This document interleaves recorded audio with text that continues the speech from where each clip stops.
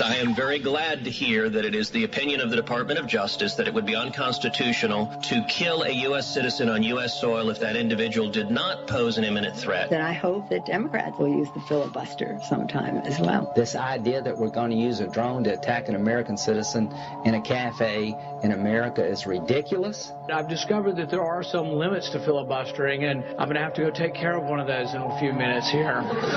Freedom is back in style. Welcome to the revolution. We'll put a boot in your ass. It's the American way. This is the Sean Hannity Show. I rise today to begin to filibuster John Brennan's nomination for the CIA.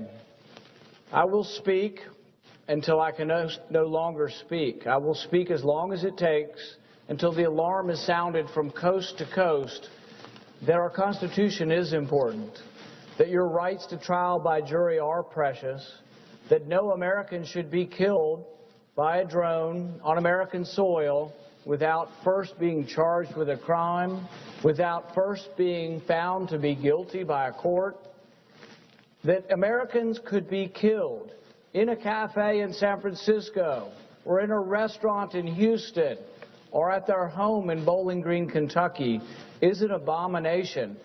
It is something that should not and cannot be tolerated in our country. All right, that was Rand Paul, a real filibuster, as we have been covering here all week long. And Senator Paul joins us back again on our Newsmaker line. Senator, how you holding up? Well, Sean, it's good to be off my feet and have my feet propped on a table today. Now, let me ask you, because when you did end this thing, I assume you were saying you can't leave a filibuster even to go to the bathroom? No, you can't sit down and you can't leave the room. In fact, there are certain parts of the room they say are off limits. And apparently the story is that Strom Thurmond back in 1957 was sneaking to the edge of the cloakroom and somehow relieving his bodily needs there. But I figured in the day of television that wasn't really the good TV I was looking for. That might have haunted you the rest of your political career, to say the least. Would have been a great segment for late night television, though. Yeah, I'm afraid they would have forgot about the issue we were talking about, though, if all they were talking about is, peeking yourself into the cloakroom. The interesting thing that I discovered, this apparently was a spontaneous thing that you just decided to do in the moment, and you hadn't prepared for it. We were walking in that morning, and I was talking to one of my staff members, and I said, you know what? If it's open, maybe we'll try it. But we hadn't really made any plan. I really hadn't worn the proper shoes. I had my uncomfortable shoes on. And we had prepared some material to talk about this issue because we thought it's important that anyone accused of a crime get their day in court. And but we thought we'd maybe get a couple of hours. But then when we got to the floor, we discovered that they had not protected the floor. See, the Democrats typically guard the floor. They won't let you get up and speak freely or introduce legislation.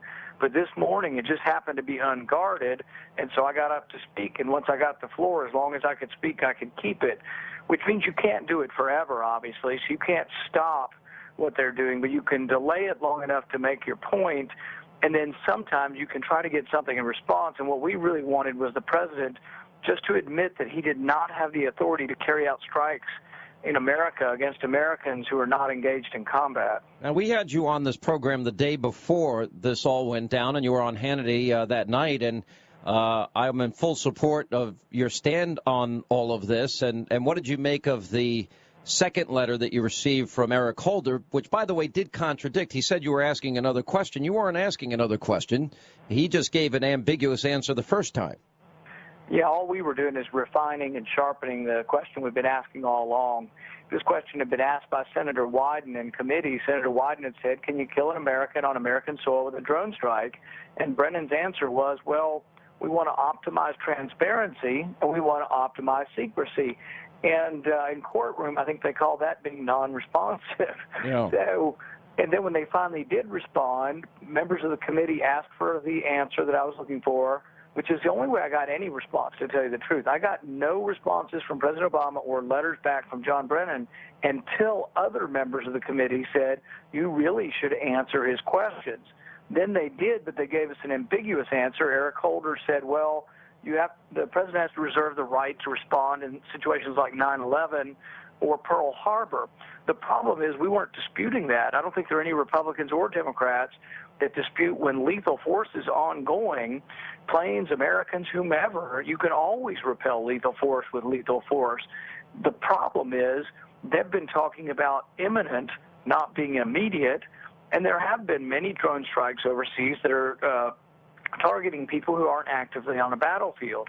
And that's another question, and that's a debate for another day, but that standard can't be our standard in America, that if you're sitting around and they think you're emailing somebody who may be involved overseas, they need to arrest you.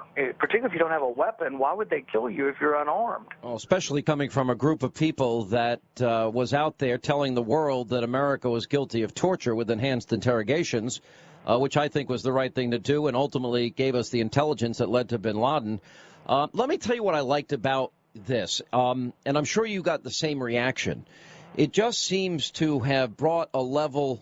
It's almost like a momentum changer. We watch football games, tennis matches, whatever sport you like. There's certain moments where the momentum begins to shift. And I think between the president overreaching with his rhetoric on sequestration and doom and gloom and Armageddon, and you going out there for 13 hours. And I don't know if you know this, but at that whole hour on Hannity that night, we were big littling you for the whole hour. I mean, we kept your picture up there for the full hour. And I think it's inspired a lot of people. Did you feel that in terms of the reaction that you're getting? Well, one of the interesting things is when you're on the floor, you get no feedback, no TV, no computers, no iPads or anything like that. Yeah, but you had Ted Cruz reading Twitter responses. That was the first I heard of that, and that was, very comforting when Senator Cruz came to the floor and read some of those tweets that were going out, and there were people out there rallying. The other thing that really, gave me comfort was that people on the right and the left, people who usually aren't allies, were coming together to say, you know what, the Constitution is bigger than any party, bigger than any president, and no president is the sole arbiter of justice. No president should get to decide who's innocent and who's guilty. And that's such an important bedrock principle of what we stand for, and it's what our soldiers are overseas fighting for, that I think our soldiers would be disappointed if they came home and they knew the Bill of Rights was gone when they got back. Well, I think it's a great point. We've talked often about the imperial presidency and shredding the Constitution.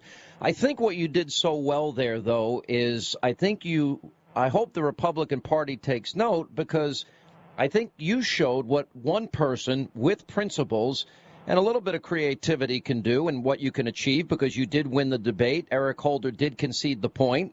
And the other thing is, look, I've known you a long time. You don't come across as the quintessentially programmed politician. It was spontaneous, authentic. These are things you truly believe in and very deeply. And that came across in the times that I was able to tune in and watch you, and I thought that was pretty inspiring. Are you trying to tell me you didn't watch the whole thing, Sean? I didn't. No, I didn't want. I did. You know what I was glad to see, too, is I mentioned this to you, I think, on Tuesday of this week when you're on the show. There's four people that I see in the Senate, the rising stars, you, Marco, Ted Cruz, and Mike Lee. And I was glad to see them and Mitch McConnell all come to your defense. And Saxby Chambliss, I think, jumped in, and Tim Scott was there, and even Ron Wyden. At least one Democrat is consistent and had some principles on this. But the rest of the Democrats, obviously, were nowhere to be found. But I think there's a moment here where people are glad to see a real filibuster, and we see this emerging new leadership in the Senate. It's kind of like a changing of the guard.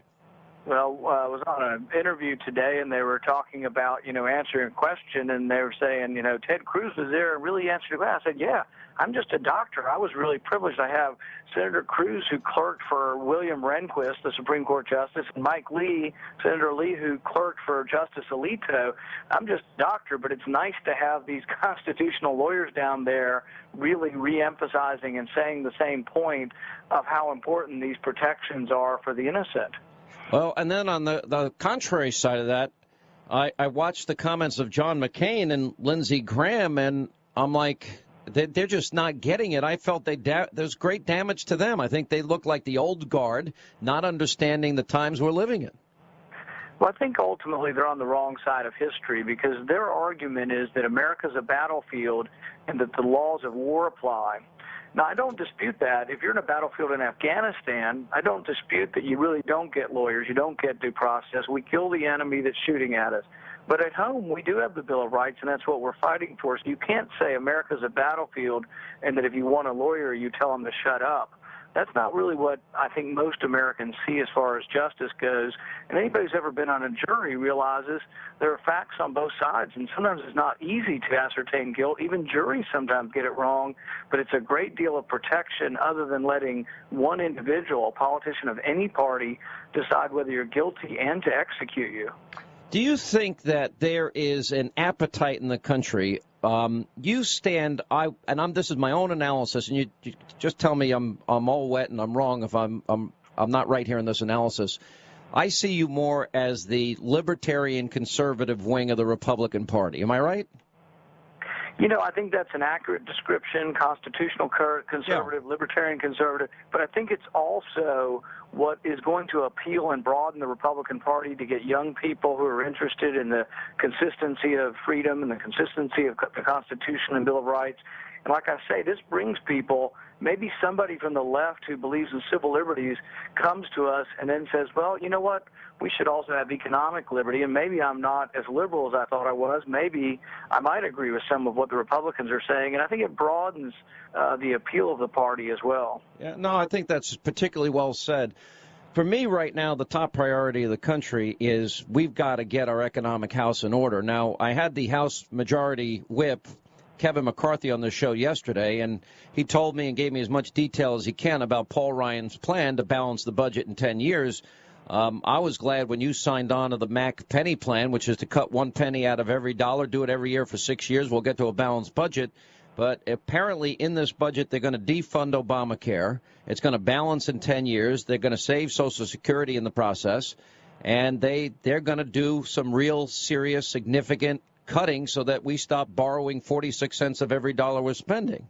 That sounds a lot more appealing to me than the last Ryan budget, which didn't get into balance for 25 years.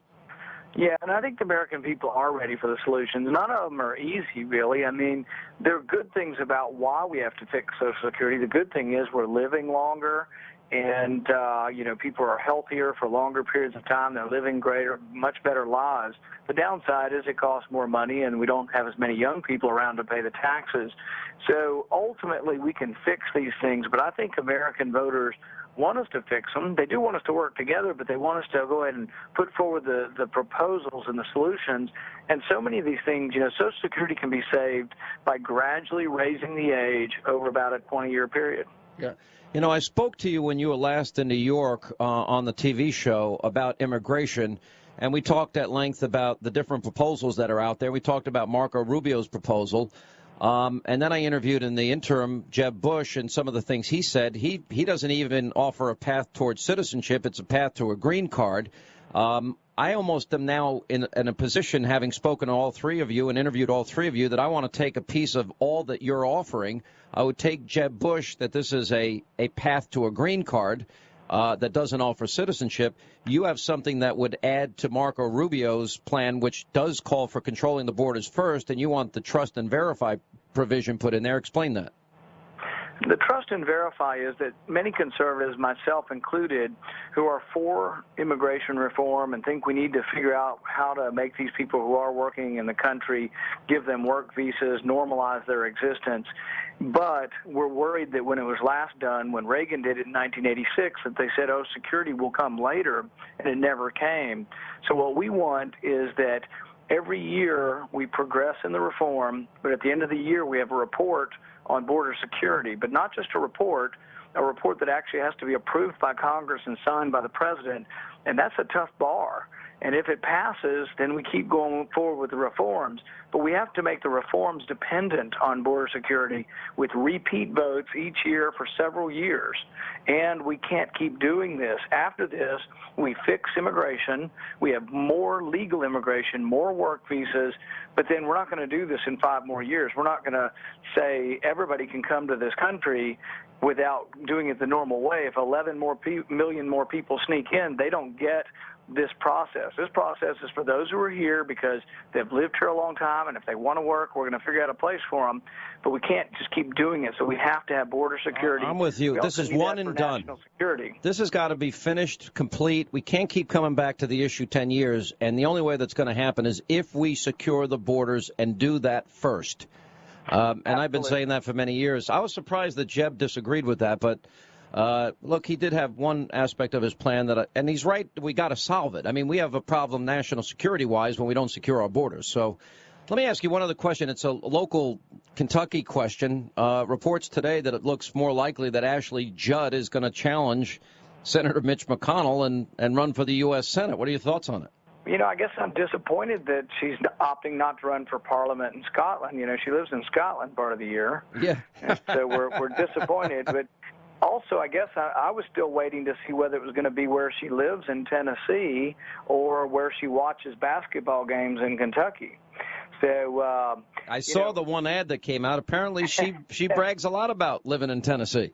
Well, she was a national delegate for President Obama in Tennessee, and there's a great video clip of her saying, Tennesseans are proud to cast their vote for President Obama. So Kentucky, we have a lot of pride in our state and living there, and I just don't see that someone who doesn't live in the state is going to be received that well. Yeah. Will you support Senator McConnell? Yes. Yeah. All right. Listen, you did a lot of good this week, Senator. It's refreshing. It really was. It was a moment that I hope is a game changer. A momentum shift has taken place. And I think you gave a lot of hope to a lot of people, including myself, that fighting and standing on principles is going to pay off. It's not only good for the country, it's good politically for conservatives. So thank you for what you did this week. Thank you, Sean. All right, 800-941-SEAN is our number.